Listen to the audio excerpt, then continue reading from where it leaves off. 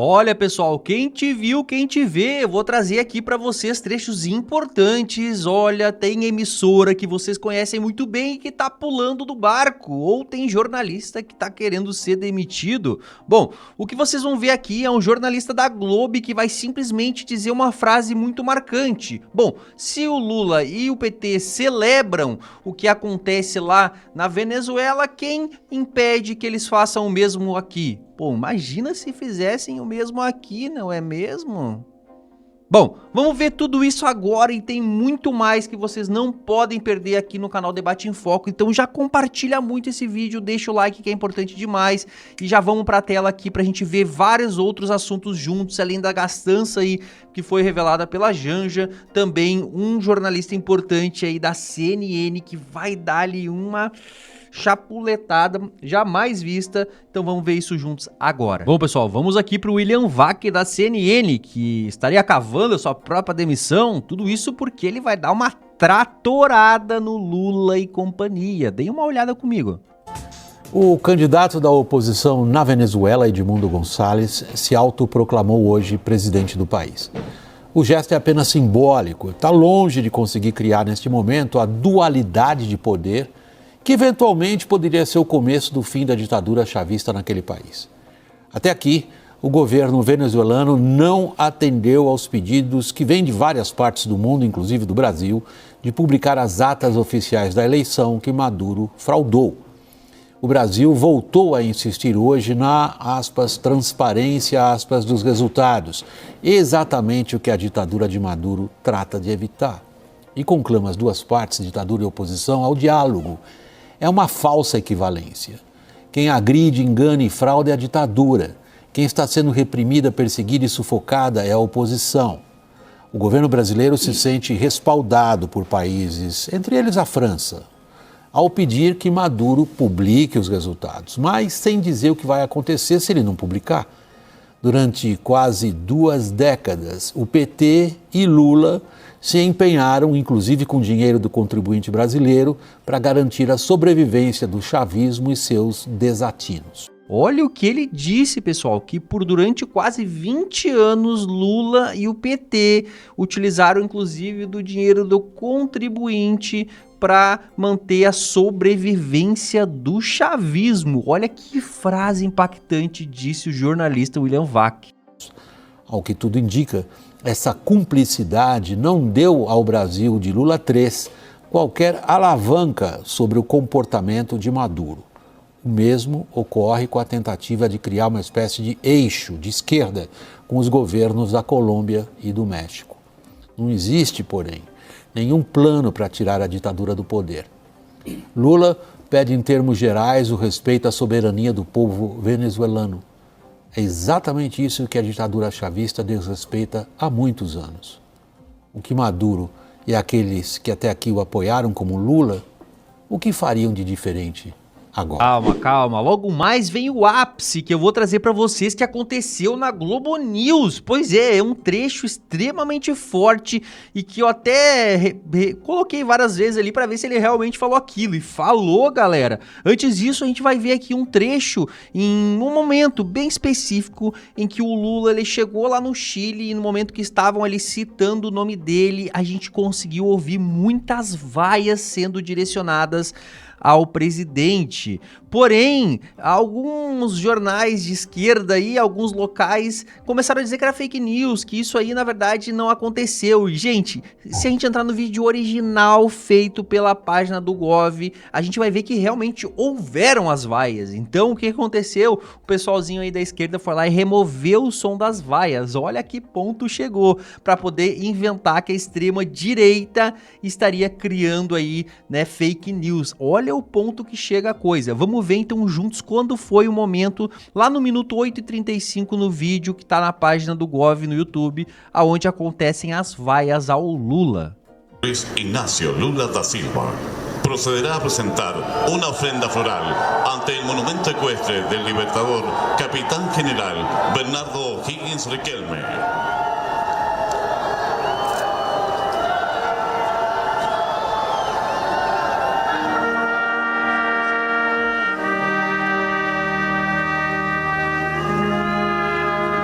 E vocês podem ver, ó, é canal oficial, tá? O barulho das vaias. Então, essa narrativa aí de que foi uma fake news, não cola, hein? Aí, pessoal, a gente vai ver aqui agora Silvio Navarro, que repercutiu nessas vaias lá no Chile. Olha, ele foi muito certeiro nos seus comentários. Nós estamos sendo cúmplices de uma tragédia que está acontecendo no nosso continente, e chileno não é burro.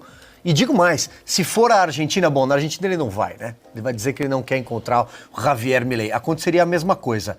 Bom, se for a Uruguai, não, no Uruguai ele também não vai, porque ele também não pode, não quer encontrar o Lacalepou que puxou a orelha dele. Talvez na Bolívia, mas é possível que também lá aconteça isso. Eu fico imaginando a Janja numa hora dessa.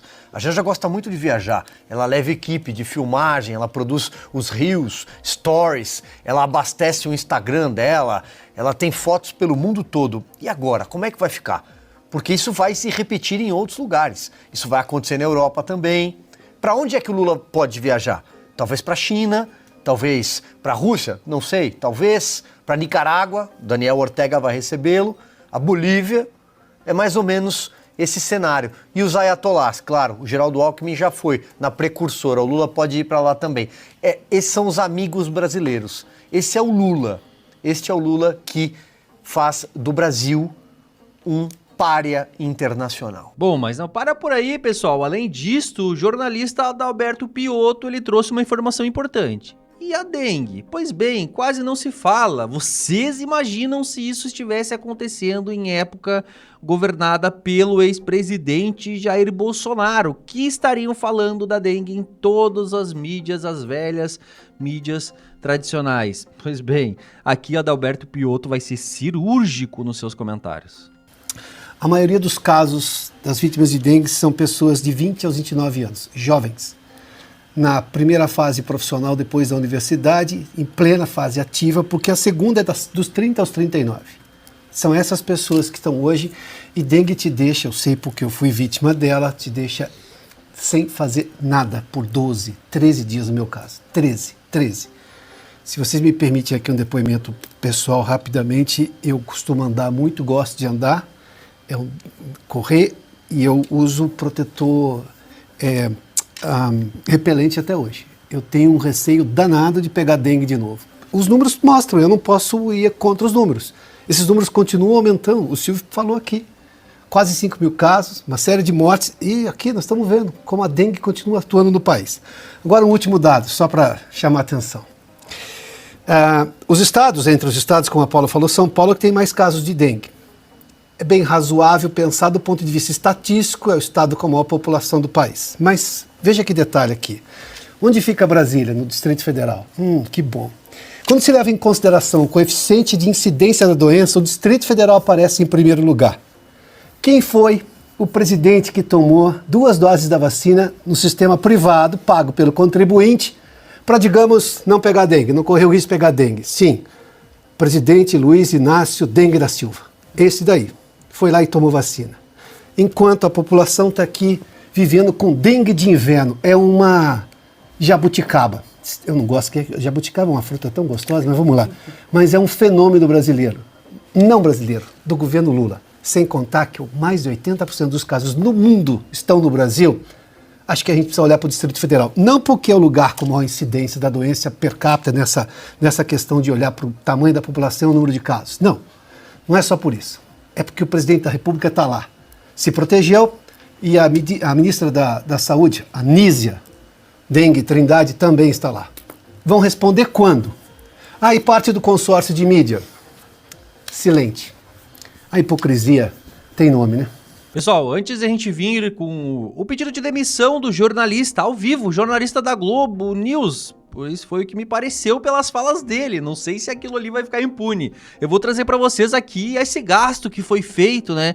O governo paga 83,6 mil em passagens para Janja ir às Olimpíadas de Paris. Ou seja, ela foi lá e gastou o dinheiro do contribuinte, e o Planalto afirma que a primeira-dama usou a classe executiva, o que acabou elevando os preços, ou seja, pelo que se diz aí, a classe executiva é entre 3 a 5 vezes, né, o valor da classe econômica. Obviamente, ela não iria de classe econômica, não é, gente? Ela foi lá para representar o Brasil. Mas aí eu quero saber de vocês. Olha, ela teve alguns questionamentos em relação à vacina, inclusive foi publicado isso também. E aí não deram satisfação se ela se vacinou ou não, dizendo que ela não era uma pessoa pública. Ou seja, ela não é um funcionário público e não deveria, né, prestar contas em relação à vacina. Mas e nesse caso, então, que ela gastou aí mais de 83 mil reais para ir nas Olimpíadas representar o Brasil? E aí pode? Bom, isso eu quero saber de vocês, comentem aqui embaixo. E agora, pessoal, a gente vai vir para a jantada feita pelo jornalista e que me levantou uma pulguinha atrás da orelha e eu quero saber de vocês também. O PT é um partido que até hoje solta notas entusiásticas para elogiar um ditador como Maduro por sua farsa eleitoral na Venezuela. O Lula, enquanto presidente, adota uma postura, é claro, mais cautelosa, mas ele também faz parte disso. Já o Boric não. O Boric é uma esquerda mais jovem, uma esquerda que já cresceu com uma expectativa democrática e com a democracia como um valor inegociável. Não é que se for para beneficiar meu lado, então a gente pensa, dá um jeito ali. Não. A gente vai ter um sistema democrático, essas são as regras do jogo elementares e dentro deles, tanto esquerda quanto direita, vão se debater, vão disputar, uma hora uma ganha, outra hora o outro lado vence, e isso é parte do jogo normal. É isso que o Boric representa desde que ele assumiu o poder lá no Chile. E por isso que ele sempre adotou uma postura sem nenhuma ambiguidade para com o regime Maduro. É uma ditadura e ponto. Agora, essa postura mais clara do Boric, ela tem uma grande vantagem para ele, enquanto político. Ela mostra claramente para o público chileno que, olha, aqui temos um democrata, um líder que vai respeitar as regras do jogo, que não vai tentar fazer nada. A postura do Lula, por outro lado, o que ela comunica para o Brasil? Bom, não preciso nem falar. Cada nova declaração do Lula ou cada nota que o PT solta com relação à Venezuela reacende na cabeça de milhões de eleitores brasileiros a pergunta: peraí, se ele está achando que é normal o que aconteceu na Venezuela, se o PT celebra uma eleição farsesca como essa que só chancelou por meio da fraude o poder de um ditador, o que impede eles de fazerem a mesma coisa aqui? Essa é a pergunta, a dúvida que surge para milhões de eleitores brasileiros quando vem esse discurso de uma velha esquerda vinda do Lula. Agora, do ponto de vista das relações internacionais, a coisa é mais complexa. A postura do Boric, uma postura clara, dizendo claramente a farsa que aconteceu na Venezuela, ela é uma postura que leva ao rompimento das relações. O Brasil, com a sua postura bem mais cautelosa, até agora apenas cobrando as atas de uma maneira muito tímida, muito discreta, ele conseguiu se manter como um dos interlocutores que ainda tem acesso ao Maduro e ao regime venezuelano. Não é uma situação fácil, eu tenho certeza que o Lula deve estar adiando o quanto ele pode essa bendita ligação com o Maduro, porque vai falar o quê, né? O Maduro. E as atas, hein? É óbvio que ele não vai trazer atas nenhuma. E é uma coisa difícil de falsificar, então ele não tem como. Se ele trouxer as atas, ele arruína, ele mata o próprio governo dele. Que ditador vai querer fazer isso? Óbvio que não vai. Então o Brasil é forçado a seguir adiante com uma farsa, que a gente sabe que não vai ter um resultado bom, enquanto a gente ganha tempo, torcendo para surgir alguma desculpa, algum caminho para a gente se sair sem, por um lado, romper relações com a Venezuela, sem, por outro, chancelar, respaldar uma fraude em largas proporções que o mundo inteiro viu. Olha o que ele disse, pessoal. Se o PT celebra uma eleição farsesca como essa, o que impede eles de fazerem a mesma coisa aqui? Imaginem só, gente, fazer uma mesma coisa aqui. Imagina se isso acontecesse aqui. Não, eu nunca poderia imaginar. Bom, pessoal, comentem muito aqui embaixo, não esquece de compartilhar esse vídeo, é importante demais que tu esteja inscrito no canal. Eu vou ficando por aqui, fica atento, porque logo mais já pode ter vídeo novo aqui no canal Debate em Foco.